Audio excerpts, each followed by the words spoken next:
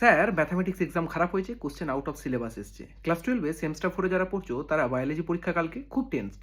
বহুজন আমাকে মেসেজ করছো, কমেন্ট বক্সে মেসেজ করছো। একটা কথাই তোমাদেরকে বলি, বায়োলজিতে লাস্ট মিনিট টিপস বা লাস্ট মিনিট সাজেশন যেটা দেওয়া হয়েছে ইউটিউবেতে, সেখানে সমস্ত চ্যাপ্টার কম বেশি ইম্পর্টেন্ট টপিকস বলে দেওয়া হয়েছে।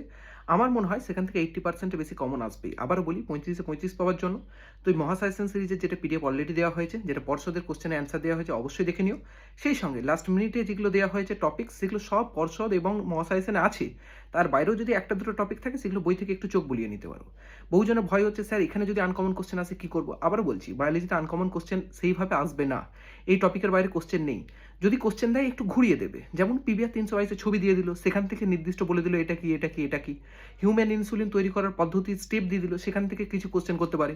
পিসিআর পদ্ধতি দিয়ে দিল, সেখান থেকে কিছু কোশ্চেন করতে পারে, যেমনটা আমরা পর্ষদের কোশ্চেন পেপারে দেখেছিলাম। পর্ষদের যে 4 নম্বর এবং 5 নম্বরের কোশ্চেন পেপার, সেগুলো একটু অ্যানালিটিক্যাল ছিল, মানে তোমাকে কিছু দিয়ে দিয়েছে, সেখান থেকে তোমাকে কোশ্চেন জিজ্ঞাসা করেছে।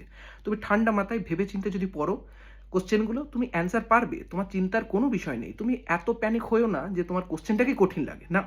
বায়োলজিতে কোশ্চেন কমন পাবে। আবার বলছি, মহাসাজেশন সিরিজ, পর্ষদের নমুনা কোশ্চেন অ্যান্সার যা কিছু আমি করিয়েছি, সেখান থেকেই কোশ্চেন আসবে।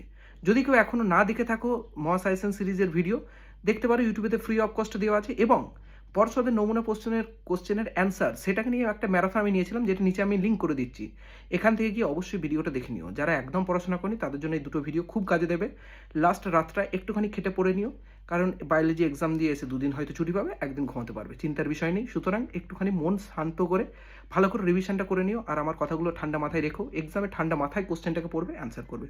সবাইকে বেস্ট অফ লাক, যেখানে সবার খুব ভালো এক্সাম হবে, চিন্তার কোনো বিষয় নেই। মাথা ঠান্ডা রাখবে, এক্সাম দেবে, কোশ্চেনটা পড়বে ভালো করে, দেখবে অ্যান্সার তুমি পারছো। সবাইকে বেস্ট অফ লাক।